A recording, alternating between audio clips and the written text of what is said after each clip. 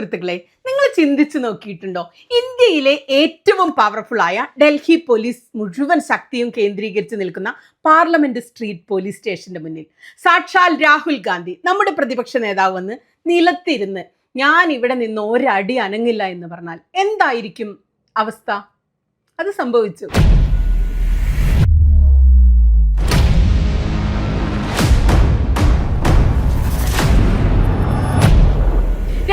2026 August 21 വെള്ളിയാഴ്ച ഡൽഹിയെ ചൂട് പിടിപ്പിച്ച, കേന്ദ്ര സർക്കാരിനെയും ഡൽഹി പോലീസിനെയും വിറപ്പിച്ച ആ നിർണായക പോരാട്ടത്തിന്റെ നിമിഷങ്ങളിലേക്ക് നമ്മൾ വീണ്ടും യാത്ര ചെയ്യുകയാണ്. ഒരു 19 വയസ്സുകാരൻ പയ്യനും ഒട്ടും പതറാതെ അവനൊപ്പം നിന്ന അവന്റെ അമ്മയും, ഒപ്പം അവരെ ചേർത്ത് പിടിച്ച രാഹുൽ ഗാന്ധി. കേവലം 6 മണിക്കൂർ ഇന്ത്യൻ രാഷ്ട്രീയത്തിന്റെ ദിശ മാറ്റി എഴുതിയ 6 മണിക്കൂറിനെ കുറിച്ചാണ് സംസാരിക്കുന്നത്.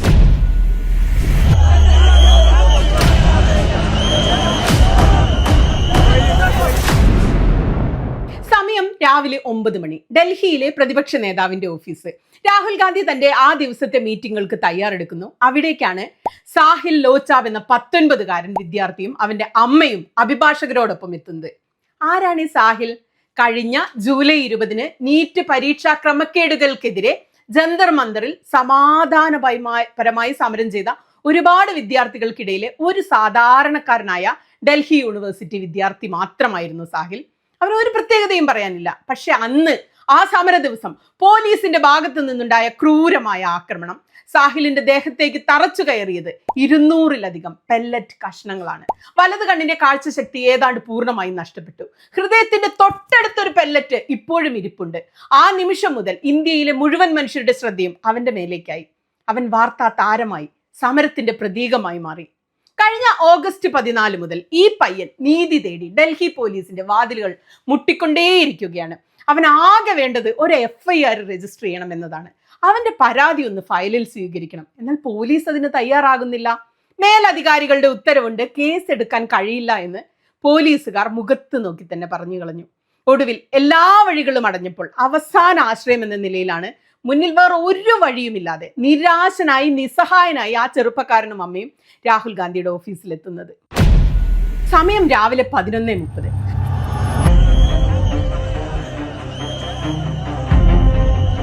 സാഹിലിന്റെ എക്സ്റേ റിപ്പോർട്ട് കയ്യിലെടുത്ത് പെല്ലറ്റ് തെളിവുകളുമായി Rahul Gandhi Delhi parliament street police സ്റ്റേഷനിലേക്ക് നേരിട്ട് മാർച്ച് ചെയ്യുന്നു. കൂടെ പ്രിയങ്ക ഗാന്ധി, കോൺഗ്രസിന്റെ പ്രമുഖ നേതാക്കൾ. ആഹാ, എത്ര പവർഫുൾ മാസ് ദൃശ്യമായിരുന്നു അതെന്നറിയാമോ? പോലീസുകാർ അമ്പരന്ന് പോയി. രാജ്യം ഭരിക്കുന്ന ആഭ്യന്തര മന്ത്രാലയത്തിന് കീഴിലുള്ള ഡൽഹി പോലീസിന്റെ ഓഫീസിലേക്ക് പ്രതിപക്ഷ നേതാവ് നേരിട്ട് നടന്നു കയറുകയാണ്. ഡെപ്യൂട്ടി കമ്മീഷണറുടെ DCPയുടെ മുറിയിലേക്ക് ചെന്ന രാഹുൽ ഗാന്ധി പേപ്പറുകൾ മേശപ്പുറത്തേക്ക് വെച്ചു. ഇതാ 19 വയസ്സുള്ള കുട്ടിയുടെ മെഡിക്കൽ റിപ്പോർട്ടാണ്. അവന് നേരെ നിങ്ങൾ പെല്ലറ്റ് ഗൺ പ്രയോഗിച്ചു. കണ്ണിന്റെ കാഴ്ച പോയി. കേസ് എവിടെ? FIR എവിടെ? പോലീസുകാർ സത്യത്തിൽ വിറച്ചുപോയി. എങ്കിലും പോലീസിന് ഒരു ന്യായം പറയാനുണ്ടായിരുന്നു. ഇങ്ങനെയായിരുന്നു ആ ന്യായം. സർ, ഞങ്ങൾ പെല്ലറ്റ് ഉപയോഗിച്ചിട്ടില്ല. ഇവന്റെ മേത്തുനിന്ന് പെല്ലറ്റ് കിട്ടിയിട്ട് അവരുടെ ന്യായമാണത്. ഉന്നത തലത്തിൽ നിന്നുള്ള നിർദ്ദേശമുള്ളതിനാൽ നിലവിൽ FIR ഇടാൻ ഞങ്ങൾക്ക് കഴിയില്ല. രാഹുൽ ഗാന്ധി വിടുമോ? ഉടൻ തന്നെ രാഹുലിന്റെ മറുപടി വന്നു. അപ്പോൾ ഈ കുട്ടിയുടെ കണ്ണിൽ പെല്ലറ്റ് അടിച്ചു കയറ്റിയത് ആരാണ്?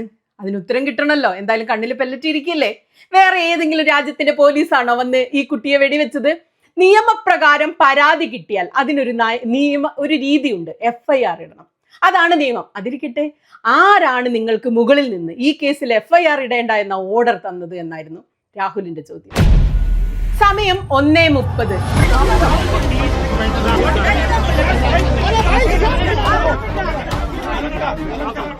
സമയം ഉച്ചയ്ക്ക് 1:30. ചർച്ചകൾ പരാജയപ്പെടുന്നു. കേസെടുക്കാൻ പോലീസ് തയ്യാറല്ലെന്ന് അവർ അസന്നിഗ്ധമായി പറയുന്നു. സമരത്തിലെ ഗോൾഡൻ മൊമെന്റ് എന്ന് പറയുന്നത് ഇതാണ്. ഉന്നത തലത്തിൽ നിന്നുള്ള നിർദ്ദേശമുള്ളതിനാൽ നിലവിൽ FIR ഇടാൻ കഴിയില്ല എന്ന പോലീസിന്റെ ന്യായം. രാഹുൽ ഗാന്ധി സമരം തുടങ്ങുകയാണ്. ഭരണകൂടത്തിന്റെ നിഷേധ നിലപാടിനെതിരെ രാജ്യത്തിന്റെ പ്രതിപക്ഷ നേതാവ് നേരിട്ട് പോലീസ് സ്റ്റേഷന് മുന്നിൽ വന്ന് തെരുവിലിരുന്ന് ആ ഒരൊറ്റ ചിത്രം സോഷ്യൽ മീഡിയയിലും മാധ്യമങ്ങളിലും നിമിഷ നേരം കൊണ്ട് തരംഗമാവുകയും സമരത്തിന്റെ രാഷ്ട്രീയ ചിത്രം മാറ്റി വരയ്ക്കുകയും ചെയ്തു. രാഹുൽ ഗാന്ധി സാഹിലിന്റെ കൈ പിടിച്ചു. നേരെ പോലീസ് സ്റ്റേഷന്റെ മുന്നിലെ റോഡിലേക്ക് ഇറങ്ങി നിലത്താണിരുന്ന്, തറയിലേക്ക് ഇരുന്നു. അതെ, ഡൽഹിയുടെ ഹൃദയഭാഗത്ത് ഒരു തരി ബാരിക്കേഡിന് പോലും തടുക്കാനാകാതെ ഇന്ത്യയുടെ പ്രതിപക്ഷ നേതാവ് തെരുവിൽ കുത്തിയിരിക്കുകയാണ്. മാധ്യമങ്ങൾ പാഞ്ഞെത്തി, ക്യാമറകൾ മിന്നിമറഞ്ഞു. രാഹുൽ പ്രഖ്യാപിച്ചു, FIRന്റെ കോപ്പി എന്റെ കയ്യിൽ തരാതെ, നീതി കിട്ടാതെ ഞാൻ ഇവിടെ നിന്ന് ഒരടി പിന്നോട്ടില്ല. എത്ര സമയം വേണമെങ്കിലും ഞാൻ ഇവിടെ ഇരിക്കും. അതോടെ കളി മാറി. വാർത്ത രാജ്യത്താകെ പടർന്നു. വൻ ജനക്കൂട്ടം സ്റ്റേഷന് മുന്നിലേക്ക് ഇരച്ചെത്തി. അമിത്ഷായുടെ ആഭ്യന്തര മന്ത്രാലയം കടുത്ത സമ്മർദ്ദത്തിലായി. നരേന്ദ്രമോദിയുടെ കാര്യം പിന്നെ പറയാനില്ല, തകർന്നു. പോലീസ് വിരണ്ടു. ഗോദി മീഡിയ കൺഫ്യൂഷനിലായി. സോഷ്യൽ മീഡിയ നിന്ന് കത്തി.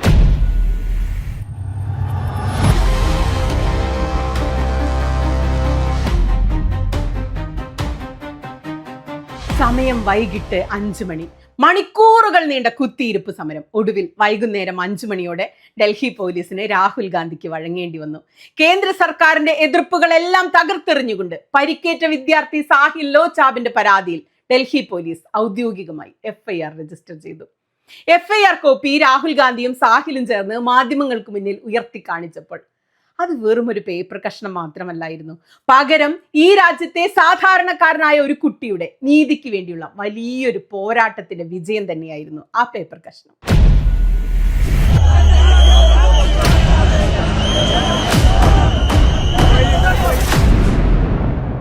ഡൽഹി പോലീസ് സ്റ്റേഷന്റെ മുന്നിൽ നടന്ന ആ 6 മണിക്കൂർ ഹൈ ഡ്രാമ സമരം നമ്മൾ കണ്ടു. FIR ഇട്ട് പോലീസ് മുട്ടുമടക്കി. പക്ഷെ ചോദ്യം അവിടെ തീരുന്നില്ല.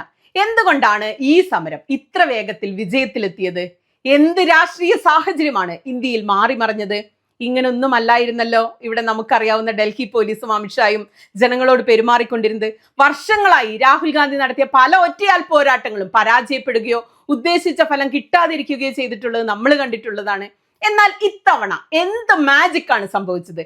കുട്ടികളും യുവാക്കളും രാഹുൽ ഗാന്ധിയെ വിശ്വസിച്ചു തുടങ്ങിയോ? അതോ BJPയെ പ്രതിരോധത്തിലാക്കാൻ വേണ്ടി രാഹുൽ ഗാന്ധി കണ്ടെത്തിയ പുതിയൊരു രാഷ്ട്രീയ തന്ത്രമാണോ ഇത്? രാഹുലിന്റെ വ്യക്തിപരമായ ഉറച്ച നിലപാട്, ഇരയായ വിദ്യാർത്ഥിയെയും കുടുംബത്തെയും മുന്നിൽ നിർത്തി അദ്ദേഹം പോരാട്ടം നടത്തിയത്, പൊതുജന ശ്രദ്ധ കൃത്യമായി ഈ വിഷയത്തിലേക്ക് കേന്ദ്രീകരിക്കാൻ കഴിഞ്ഞത്, ഇതൊക്കെയാണ് ഈ സമരത്തെ വിജയത്തിലേക്ക് നയിച്ചത്.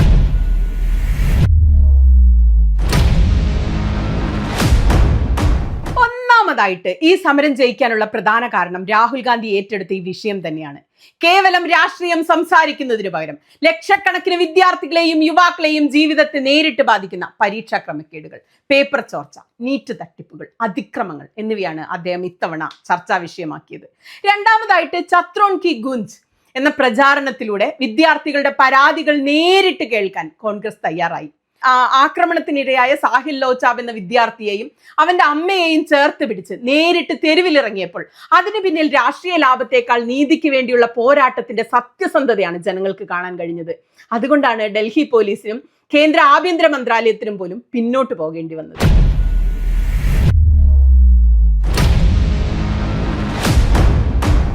ഇപ്പൊ നിങ്ങളുടെ മനസ്സിലുയർന്ന ഒരു പ്രധാനപ്പെട്ട ചോദ്യമില്ലേ? ഇന്നലത്തെ സമരത്തിലെ യഥാർത്ഥ സൂപ്പർ സ്റ്റാർ ആരാണ്? അത് രാഹുൽ ഗാന്ധിയോ പ്രിയങ്ക ഗാന്ധിയോ അല്ല. 19 വയസ്സുകാരനായ സാഹിൽ ലോചാബ് എന്ന വിദ്യാർത്ഥിയും അവന്റെ അമ്മയുമാണ് ആ സൂപ്പർ താരങ്ങൾ. ഉടലിൽ 200-ലധികം പെല്ലറ്റ് കഷ്ണങ്ങൾ തറച്ചു കയറിയിട്ടും ഒരു കണ്ണിന്റെ കാഴ്ച ഭാഗികമായി നഷ്ടപ്പെട്ടിട്ടും അധികാരവർഗത്തിന് മുന്നിൽ ആ ചെറുപ്പക്കാരൻ പതറിയില്ല. FIR ഇടാൻ മടിച്ച പോലീസിന് മുന്നിൽ സ്വന്തം ശരീരത്തിലെ മുറിവുകൾ തെളിവായി കാണിച്ചവൻ പോരാടുകയായിരുന്നു. കേസ് ഒതുക്കി തീർക്കാൻ വേണ്ടി ശ്രമിച്ചപ്പോൾ മകന്റെ കൈ പിടിച്ച് മണിക്കൂറുകളോളം തെരുവിലിറക്കാൻ ധൈര്യം കാണിച്ച ആ അമ്മയാണ് ഈ സമരത്തിന്റെ യഥാർത്ഥ ഊർജ കേന്ദ്രമായി മാറിയത്.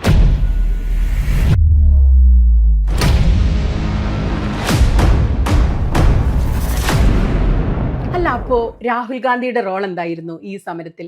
രാഹുൽ ഗാന്ധി ഇല്ലായിരുന്നെങ്കിൽ ഈ സമരത്തിന്റെ ഫലം എന്താകുമായിരുന്നു? സത്യം പറഞ്ഞ അമ്മയ്ക്കും മകനും ഒറ്റയ്ക്ക് ഈ സമരം ജയിക്കാൻ കഴിയുമായിരുന്നു? ഇല്ല എന്ന് തന്നെയാണ് ഞാൻ കരുതുന്നത്. ഡൽഹി പോലീസ് ആ കുട്ടിയുടെ പരാതി കുപ്പത്തൊട്ടിയിൽ തള്ളുമായിരുന്നു. ദേശീയ മാധ്യമങ്ങൾ ഇത് നമ്മളെ അറിയിക്കുക പോലുമില്ലാതെ, ഇതൊരു വാർത്ത പോലും അല്ലാതായി മാറുമായിരുന്നു. പോലീസ് സ്റ്റേഷനിൽ കയറി അതിക്രമം കാണിച്ചു എന്ന് പറഞ്ഞ് ആ അമ്മയ്ക്കും മകനുമെതിരെ ഒരുപക്ഷെ പുതിയൊരു കേസും ഉണ്ടായേനെ. എന്നാൽ രാഹുൽ ഗാന്ധി ചിത്രത്തിലേക്ക് വന്നപ്പോൾ എന്താണ് ഉണ്ടായത്? സാഹിൽ ലോചാബ് എന്ന വിദ്യാർത്ഥിയുടെ വശത്തായിരുന്നു ന്യായം, അതിലാർക്കും സംശയമൊന്നുമില്ല. എന്നാൽ ആ ന്യായത്തെ സർക്കാരിനും പോലീസിനും മുന്നിൽ ജയിപ്പിച്ചെടുക്കാനുള്ള രാഷ്ട്രീയ ശേഷിയും കവചവും നൽകിയത് രാഹുൽ ഗാന്ധിയുടെ സാന്നിധ്യമാണ്. അധികാരത്തിന് മുന്നിൽ ഒറ്റപ്പെട്ടു പോകുന്ന സാധാരണക്കാരന് പ്രതിപക്ഷ നേതാവ് കൂടെ നിൽക്കുമ്പോൾ ലഭിക്കുന്ന ഒരു ധൈര്യം എന്ന് പറയുന്നത് ചെറിയ കാര്യമൊന്നുമല്ല.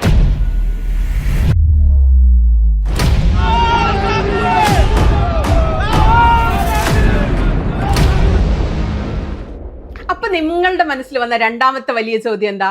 കുട്ടികൾ അപ്പൊ രാഹുൽ ഗാന്ധിയെ വിശ്വസിക്കാൻ തുടങ്ങിയോ എന്നതാണല്ലേ. പരമ്പരാഗത രാഷ്ട്രീയ പ്രസംഗങ്ങൾ, രാഷ്ട്രീയ ആരോപണങ്ങളൊക്കെ കേട്ട് ചെവി തഴമ്പിച്ച ജെൻസി അഥവാ ഇന്നത്തെ യുവതലമുറയ്ക്ക്, വിദ്യാർത്ഥികൾക്ക് തങ്ങളുടെ അടിയന്തര പ്രശ്നങ്ങൾ സംസാരിക്കുന്ന ഒരു നേതാവിനെയാണ് യഥാർത്ഥത്തിൽ ആവശ്യം. അവരുടെ അന്നന്നത്തെ വിഷയം സംസാരിക്കുന്ന ഒരാൾ. ഈ സവർക്കർ RSS ആണോ, ഗോഡ്സെ ഗാന്ധിയെ കൊന്നോ, മോദി ദൈവമാണോ, വർഗീയത തിന്നാൽ വയറു നിറയുമോ, രാമക്ഷേത്രത്തിലെ പൈസ കട്ട് തിന്നാമോ, ഇതൊന്നും സത്യത്തിൽ അവരുടെ വിഷയമല്ല. അവരുടെ വിഷയം വിദ്യാഭ്യാസമാണ്, അവരുടെ ഭാവിയാണ്. വിദ്യാഭ്യാസ രംഗത്തെ അഴിമതിയെക്കുറിച്ച്, ചോർന്നു പോകുന്ന സ്വന്തം ഭാവിയെക്കുറിച്ച് പാർലമെന്റിലും തെരുവിലും ഉറക്കെ സംസാരിക്കാൻ ഒരാളുണ്ട് എന്ന തോന്നൽ കുട്ടികൾ ആ നേതാവിൽ പ്രതീക്ഷ കാണുകയാണ്. കേവലം ഒരു പാരമ്പര്യ രാഷ്ട്രീയക്കാരനായിട്ടല്ല, മറിച്ച് തങ്ങളുടെ ശബ്ദം മേലധികാരികൾക്ക് മുമ്പിൽ പ്രതിഫലിപ്പിക്കാൻ, ഉയർത്താൻ കഴിയുന്ന ഒരു പ്രക്ഷോഭകനായി രാഹുൽ ഗാന്ധിയെ കാണാൻ യുവതലമുറ തയ്യാറായിട്ടുണ്ട് എന്നത് തന്നെയാണ് സത്യം. അതിന്റെ തെളിവാണ് ഇത്തരം തെരുവ് പ്രതിഷേധങ്ങൾ.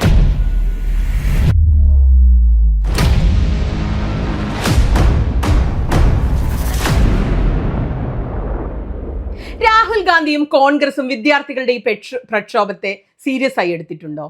ചിലപ്പോഴൊക്കെ സീരിയസ് ആയി എടുക്കുന്നുണ്ടല്ലേ. അതിന്റെ ആദ്യപടിയായിരുന്നു CJPയുടെ സമരം വിജയിച്ച് ധർമ്മേന്ദ്ര പ്രധാൻ രാജിവെച്ച ശേഷം നടന്ന പാർട്ടി പത്രസമ്മേളനത്തിൽ നിരാഹാരം കിടന്ന നേഹ ബോറയെ പോലെ സമരം ചെയ്യുന്ന കുട്ടികളെ ഒപ്പമിരുത്തി സംസാരിക്കാനുള്ള ഒരു അവസരം രാഹുൽ നൽകി. സ്വന്തം സഖ്യകക്ഷിയായ ഹേമന്ത് സോറൻ ഭരിക്കുന്ന ജാർഖണ്ഡിൽ വിദ്യാർത്ഥി പ്രതിഷേധമുണ്ടായപ്പോൾ സമരം ചെയ്യുന്ന കുട്ടികളുടെ ന്യായമായ ആവശ്യങ്ങൾ കേൾക്കണം, പരിഹരിക്കണമെന്നാവശ്യപ്പെട്ട് മുഖ്യമന്ത്രിക്ക് കത്തെഴുതാൻ രാഹുൽ ഗാന്ധി മടി കാണിച്ചിട്ടില്ല. സ്വന്തം മുന്നണി ഭരിക്കുന്ന സംസ്ഥാനമാണോ എതിർപക്ഷമാണോ എന്ന് നോക്കാതെ വിദ്യാർത്ഥികളുടെ പക്ഷത്ത് നിൽക്കുന്നു എന്ന് കാണിക്കാനെങ്കിലും അദ്ദേഹത്തിന് ഇത്തവണ കഴിഞ്ഞിട്ടുണ്ട്.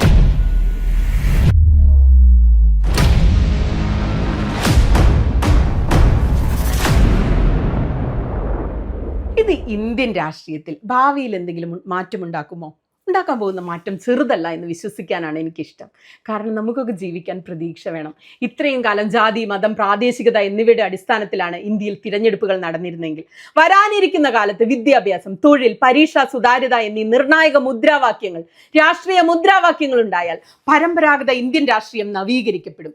വിദ്യാർത്ഥികളുടെ അമർഷത്തെ അവഗണിക്കാനാവില്ല എന്ന തോന്നൽ രാഷ്ട്രീയ പാർട്ടികൾക്കുണ്ടാകും. ഏത് പാർട്ടി ഭരിച്ചാലും വിദ്യാർത്ഥികളുടെയും യുവാക്കളുടെയും അമർഷത്തെ അവഗണിച്ചാൽ അധികാരം നഷ്ടപ്പെടുമെന്നൊരു ചിന്തയുണ്ടാകും.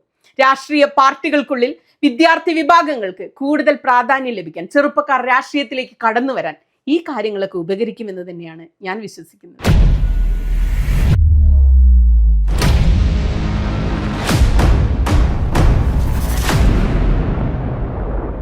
ഇതുവരെ BJP വർഗീയ രാഷ്ട്രീയമാണ് ഇവിടെ കളിച്ചുകൊണ്ടിരുന്നത്. അവർക്കെതിരായി മറ്റെത്ര ഗുരുതരമായ ആരോപണങ്ങൾ വന്നാലും അവരതിൽ നിന്നും ഒളിച്ചോടുകയാണ് ചെയ്തത്.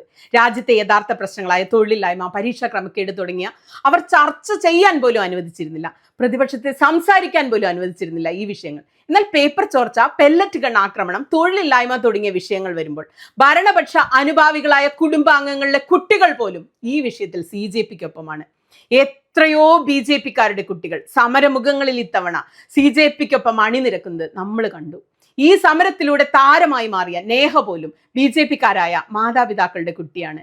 ജാതിമത രാഷ്ട്രീയത്തിന്റെ പ്രതിരോധ മതിലുകളെ തകർക്കാൻ ശേഷിയുള്ള ഒരേ ഒരു ആയുധം രാജ്യത്തെ കോടിക്കണക്കിന് വരുന്ന യുവജനങ്ങളുടെ സത്യസന്ധമായ, നിഷ്പക്ഷമായ അമർഷവും കൂട്ടായ്മയും ഭരണകൂടത്തിന് വലിയ വെല്ലുവിളി സൃഷ്ടിക്കുന്നത് രാഹുൽ ഗാന്ധി കാണുന്നുണ്ട്. എന്നാൽ എന്തുകൊണ്ടാണ് രാഹുൽ ഗാന്ധി ഉയർത്തിയ പല വിഷയങ്ങളും രാഹുലിന് സ്വന്തമായിട്ട് വിജയം നേടാൻ കഴിയാതെ പോയത്? കഴിഞ്ഞ 10 വർഷമായിട്ട് രാഹുൽ ഗാന്ധി നടത്തുന്ന പ്രക്ഷോഭങ്ങളെ കൃത്യമായി നിരീക്ഷിക്കുന്ന ഏതൊരാളും ചോദിക്കുന്ന ചില ചോദ്യങ്ങളാണിവ. ചൗക്കിദാർ ചോർഹെ രാഹുൽ ഉയർത്തിയ മുദ്രാവാക്യമാണ്. അദാനിയുടെ വിഷയങ്ങൾ അല്ലെങ്കിൽ വോട്ട് ചോരി ആരോപണങ്ങൾ, എത്ര വാർത്താ സമ്മേളനങ്ങൾ രാഹുൽ നടത്തി. എന്തുകൊണ്ടാണ് ഇതൊന്നും പലപ്പോഴും ആഗ്രഹിച്ചത്ര വലിയ ഇലക്ട്രൽ വിജയങ്ങളിലേക്ക് കോൺഗ്രസിനെയോ രാഹുലിനെയോ എത്തിക്കാതിരുന്നത്? രാഹുൽ ഗാന്ധിയുടെ ഭാഗത്ത് നിന്നുണ്ടായ പ്രധാനപ്പെട്ട വീഴ്ചകൾ എന്തൊക്കെയായിരുന്നു ഈ വിഷയങ്ങൾ ഉയർത്തിയപ്പോൾ?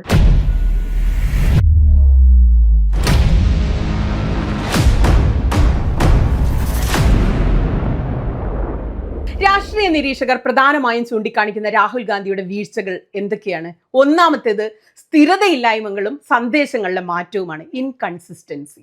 ഒരു വിഷയം കത്തി നിൽക്കുമ്പോഴും അതിൽ ഇടപെടുകയും പിന്നീട് അത് അവസാന ഘട്ടത്തിലേക്കോ റിസൾട്ടിലേക്കോ എത്തിക്കുന്നതിന് മുമ്പ് അടുത്ത വിഷയത്തിലേക്ക് ശ്രദ്ധ മാറ്റുന്നു എന്നൊരു വിമർശനമാണ് രാഹുലിനെതിരെ പ്രധാനമായിട്ടുള്ളത്. രണ്ടാമത്തേത് സാധാരണക്കാരുടെ പ്രശ്നങ്ങളിൽ ഇടപെടായിക. അദാനി വിഷയം അല്ലെങ്കിൽ വോട്ട് ചോരി വിഷയങ്ങളൊക്കെ പോലെ അതീവ സങ്കീർണമായ കോർപ്പറേറ്റ് സാങ്കേതിക കാര്യങ്ങളാണ് രാഹുൽ ഉയർത്തുന്ന വിഷയങ്ങൾ. വിലക്കയറ്റം, തൊഴിലില്ലായ്മ, സാധാരണക്കാരൻ അനുഭവിക്കുന്ന സങ്കീർണമായ അവരുടെ ജീവിതത്തെ ബാധിക്കുന്ന വൈകാരികമായ വിഷയങ്ങളോടൊന്നും ഇവർക്കൊന്നും വൈകാരികമായി രാഹുൽ ഉയർന്ന വിഷയങ്ങളോട് കണക്ട് ചെയ്യാൻ പറ്റുന്നില്ല. 3, ബൂത്ത് തലത്തിലെ സംഘടനാ ബലഹീനത. രാഹുൽ ഗാന്ധി തെരുവിൽ പോരാടുന്നുണ്ട്. ആ സമരത്തെ വോട്ടുകളാക്കി മാറ്റാൻ പോകുന്ന കേഡർ സംവിധാനം പല സംസ്ഥാനങ്ങളിലും കോൺഗ്രസിന് ഇല്ല എന്നതാണ് സത്യം. 4, മുന്നണി നേതാക്കളെ ഒപ്പം നിർത്തുന്നതിലെ അപാകത. ഇന്ത്യ മുന്നണിയിലെ മറ്റ് പ്രാദേശിക പാർട്ടികളെ എല്ലാ വിഷയത്തിലും ഒരേപോലെ കൂടെ നിർത്താൻ സത്യത്തിൽ രാഹുൽ ഗാന്ധിക്ക് കഴിയുന്നില്ല.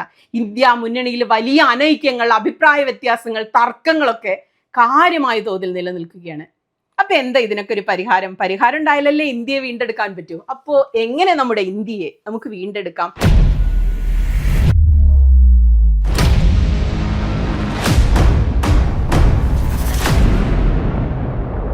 ഈ വീഴ്ചകളെല്ലാം പരിഹരിച്ച് മുന്നോട്ട് പോകാൻ വേണ്ടി രാഹുൽ ഗാന്ധി എന്താണ് ശരിക്കും ചെയ്യേണ്ടത്?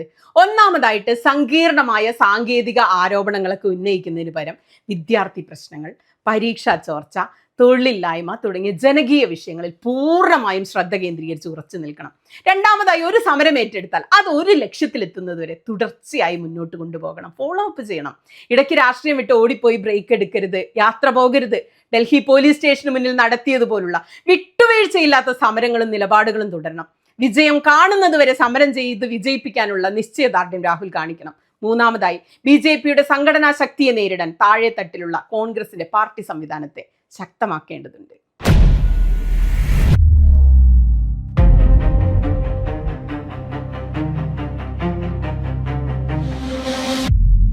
ഇവിടെയാണ് നമ്മൾ അടുത്ത വലിയ ചോദ്യത്തിലേക്ക് കടക്കുന്നത്. രാഹുൽ ഗാന്ധി എന്ന നേതാവിന് ആളുകളെ കൂട്ടാൻ ഇപ്പോഴും കഴിയുന്നുണ്ടല്ലേ? രാഹുൽ വലിയ പരാജയമാണെന്ന് പറയുമ്പോഴും എന്തുകൊണ്ടാണ് രാഹുലിന് ആൾക്കൂട്ടത്തെ കൂട്ടാൻ കഴിയുന്നത്? ഇന്ത്യയിലെ മറ്റ് പ്രതിപക്ഷ നേതാക്കൾക്കില്ലാത്ത എന്ത് സവിശേഷതയാണ് രാഹുൽ ഗാന്ധിക്ക് ഉള്ളത്? രാഹുൽ മാജിക് എന്ന് നമ്മൾ പറയുന്നത് എന്തിനെയാണ്? എന്താണ് ഈ രാഹുൽ കരിസ്മ അഥവാ രാഹുൽ മാജിക്? രാഹുൽ ഗാന്ധിയെ കുറിച്ച് എന്തൊക്കെ വിമർശനങ്ങൾ ഏതൊക്കെ ഭാഗത്തു നിന്ന് ആളുകൾ ഉയർത്തിയാലും നമ്മളും വിമർശിക്കാറുണ്ട്. ഒരു കാര്യം നിഷേധിക്കാൻ കഴിയില്ല, ഇന്ത്യയിൽ ഇന്ന് തെരുവ് പ്രക്ഷോഭത്തിന് രാഹുൽ ഗാന്ധി ഇറങ്ങിയാൽ അവിടെ വലിയ ജനക്കൂട്ടം തനിയെ ഇരച്ചെത്തുകയാണ് എവിടെ നിന്നൊക്കെയോ. കഴിഞ്ഞ ദിവസം പ്രധാനമന്ത്രിയുടെ വസതിക്ക് മുന്നിൽ ഡൽഹി പോലീസ് സ്റ്റേഷന് മുന്നിൽ ഇന്നലെ കണ്ടത് ഇതൊക്കെ സ്വാഭാവികമായിട്ട് ഒഴുകിയെത്തുന്ന ജനങ്ങളാണ്. രാഹുൽ തെരുവിൽ ഇറങ്ങിയാൽ രാഹുലിന് പിന്നിൽ അണിനിരക്കാൻ ഇവിടെ ജനക്കൂട്ടമുണ്ട്. രാഹുൽ ഗാന്ധിയുടെ ഈ പ്രേക്ഷക സ്വീകാര്യതയ്ക്ക് പിന്നിലെ രഹസ്യം എന്താണപ്പോൾ?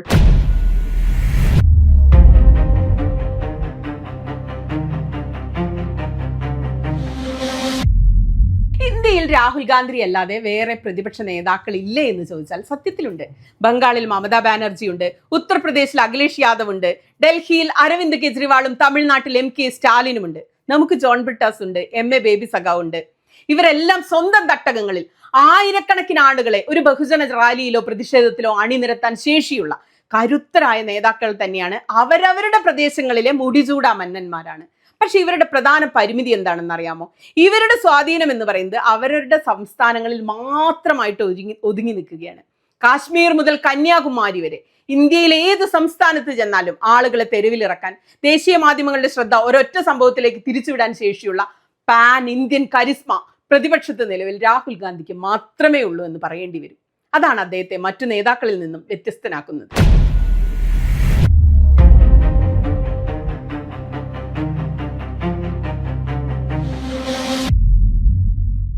രാഹുൽ ഗാന്ധി ഇങ്ങനെ റോഡിൽ ഇറങ്ങുമ്പോൾ ആൾക്കൂട്ടം ഉണ്ടാകുന്നതിന് പിന്നിൽ 3 വ്യക്തമായ കാരണമുണ്ട്. ഒന്ന്, ഒരു സ്ട്രീറ്റ് ഫൈറ്റർ ആണ് രാഹുൽ ഗാന്ധി. അതാണ് രാഹുലിന്റെ പ്രതിച്ഛായ.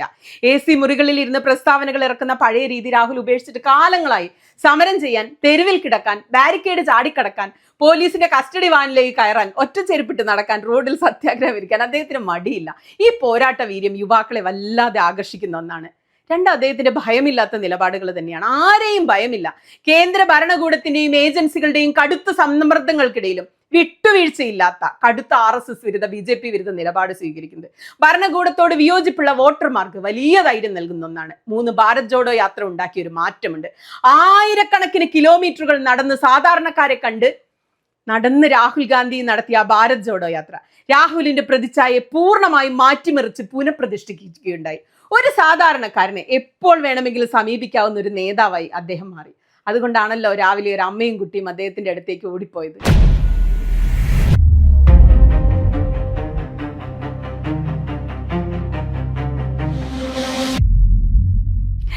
തമാശയായിട്ട് സീരിയസും ആയിട്ടൊക്കെ ചോദിക്കുന്ന ഒരു ചോദ്യമാണ്, രാഹുൽ ഗാന്ധിയാണോ വിദ്യാർത്ഥികൾക്ക് ധൈര്യം നൽകുന്നത് അതോ വിദ്യാർത്ഥികൾ രാഹുലിന് ധൈര്യം നൽകുകയാണെന്ന്. സത്യത്തിൽ ഇതൊരു പരസ്പര പൂരകമായ പ്രക്രിയയാണ്. അധികാരവർഗത്തിന് മുന്നിൽ പെല്ലറ്റ് ആക്രമണമേറ്റ് ഒറ്റപ്പെട്ടു പോകുമായിരുന്ന സാഹിൽ ലോച്ചാവ് എന്ന 19 വയസ്സുകാരൻ എന്നാൽ രാജ്യത്തെ പ്രതിപക്ഷ നേതാവ് നേരിട്ട് വന്ന് തോളിൽ കൈയിട്ട് ഒപ്പം ഇരുന്നപ്പോൾ ആ കുട്ടിക്കും കുടുംബത്തിനും ലഭിച്ചത് ഹിമാലയത്തോളം പോന്ന വലിയ രാഷ്ട്രീയ സംരക്ഷണമായിരുന്നു. മറുവശം നോക്കിയാലോ, നീതിക്ക് വേണ്ടി പരിക്കേറ്റ ശരീരവുമായി തെരുവിൽ പോരാടുന്ന വിദ്യാർത്ഥികളുടെ ഭയമില്ലായ്മ, നിഷ്കളങ്കത, സത്യസന്ധത പാർലമെന്റിലും തെരുവിലും ഉറക്കെ സംസാരിക്കാൻ രാഹുൽ ഗാന്ധിക്ക് ഏറ്റവും വലിയ രാഷ്ട്രീയ ഊർജ്ജം നൽകുന്ന വിഷയങ്ങളാണ്. രാഹുലിനെ തോറ്റുപോയ സമരങ്ങൾക്ക് വിദ്യാർത്ഥികളുടെ ഈ സമരങ്ങളൊക്കെ ഊർജ്ജം നൽകുന്നുണ്ട്.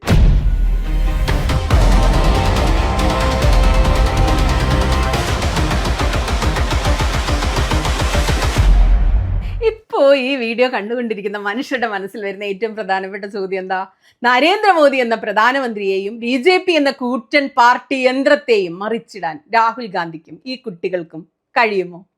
ഈ ചോദ്യത്തിന് ലളിതമായിട്ട് പറ്റും അല്ലെങ്കിൽ പറ്റില്ല, യെസ് ഓർ നോ എന്നൊരു ഉത്തരം നൽകാനൊന്നും കഴിയില്ല. ഒരു ഭരണകൂടത്തെ അധികാരത്തിൽ നിന്ന് മാറ്റുക എന്നത് കേവലം തെരുവ് സമരങ്ങൾ കൊണ്ടോ കുറച്ച് വിദ്യാർത്ഥി പ്രക്ഷോഭങ്ങൾ കൊണ്ടോ മാത്രം സംഭവിക്കുന്ന ഒന്നൊന്നുമല്ല. കാരണം BJPക്കുള്ളത് ഇന്ത്യയിലെ തന്നെ ഏറ്റവും ശക്തമായ സംഘടനാ സംവിധാനമാണ്. എന്നാൽ ഈ സമരങ്ങൾ ഉണ്ടാക്കുന്ന ആഘാതം ഒട്ടും ചെറുതല്ല എന്നുകൂടി ഞാൻ പറഞ്ഞു വയ്ക്കുകയാണ്. പരീക്ഷാ ക്രമക്കേടുകൾ, തൊഴിലില്ലായ്മ, പെല്ലറ്റ് തോക്ക് ഉപയോഗം തുടങ്ങിയ വിഷയങ്ങൾ ജാതിക്കും മതത്തിനും ഉപരിയായി ഓരോ വീട്ടിലെയും കുട്ടികളെ ബാധിക്കുന്ന വിഷയങ്ങളാണ്. എല്ലാ വീട്ടിലും ഇതിനോട് ഐക്യപ്പെടുന്ന ഒരു കുഞ്ഞുണ്ട്. ഇത് കേവലം കോൺഗ്രസിന്റെ BJPയുടെ ഒന്നും വോട്ട് ബാങ്ക് അല്ല. ആ കുഞ്ഞുങ്ങൾ രാജ്യത്തിന്റെ ഭാവി തീരുമാനിക്കുന്ന യുവാക്കളാണ്. വിദ്യാർത്ഥികൾ നടത്തുന്ന ഇത്തരം രാഷ്ട്രീയത്തിന് അതീതമായ പ്രക്ഷോഭങ്ങൾ BJPയുടെ പരാജയപ്പെടാത്ത പ്രതിച്ഛായയിൽ വലിയ വിള്ളലുകൾ വീഴ്ത്താൻ പര്യാപ്തം തന്നെയാണ്. BJP ആദ്യമായി പ്രതിരോധത്തിലാകുന്ന കുട്ടികളുടെ സമരത്തിലാണോ എന്ന് ചോദിച്ചാൽ അല്ല. കഴിഞ്ഞ 10 വർഷത്തിനിടയിൽ കേന്ദ്ര സർക്കാരിനെ ശക്തമായി പിന്നോട്ടടിപ്പിച്ച ഒന്നായിരുന്നു കർഷക സമരം. 3 കർഷക നിയമങ്ങളും പിൻവലിക്കാൻ സർക്കാരിനെ നിർബന്ധിതമാക്കിയ ചരിത്രപരമായ ഒരു സമരമാണ് കർഷക സമരം. ഗുസ്തി താരങ്ങളുടെ സമരം, രാജ്യത്തിന്റെ അഭിമാന താരങ്ങളായ കായിക താരങ്ങൾ തെരുവിലിറങ്ങി സർക്കാരിനെ പ്രതിരോധത്തിലാക്കിയപ്പോഴേക്കും സർക്കാർ കുഴങ്ങിയിട്ടുണ്ട്. ഈ 2 വലിയ സമരങ്ങളുടെ തുടർച്ചയാണ് ഇന്നത്തെ ജൻസി വിദ്യാർത്ഥികളുടെ ഈ പ്രക്ഷോഭത്തെ കാണേണ്ടത്. പക്ഷേ ഈ വിദ്യാർത്ഥി സമരത്തിന്റെ പ്രത്യേകത എന്തെന്നാൽ ഇത് രാജ്യത്തെ കോടിക്കണക്കിന് വരുന്ന യുവ വോട്ടർമാരുടെ അമർഷമാണ്. ഇവർക്ക് വോട്ടുണ്ട്. ഈ കുട്ടികൾക്ക് നൈസർഗികമായ സത്യസന്ധമായ ഒരു അമർഷമുണ്ട്. ആ അമർഷത്തെ ഭരണകൂടത്തിന് മുന്നിൽ വിജയമാക്കി മാറ്റാൻ അവർക്കൊരു രാഷ്ട്രീയ കവചം ആവശ്യമാണ്. അവിടെയാണ് രാഹുൽ ഗാന്ധി എന്ന പ്രതിപക്ഷ നേതാവിന്റെയും ഇന്ത്യ മുന്നണിയുടെയും പ്രസക്തി വരുന്നത്.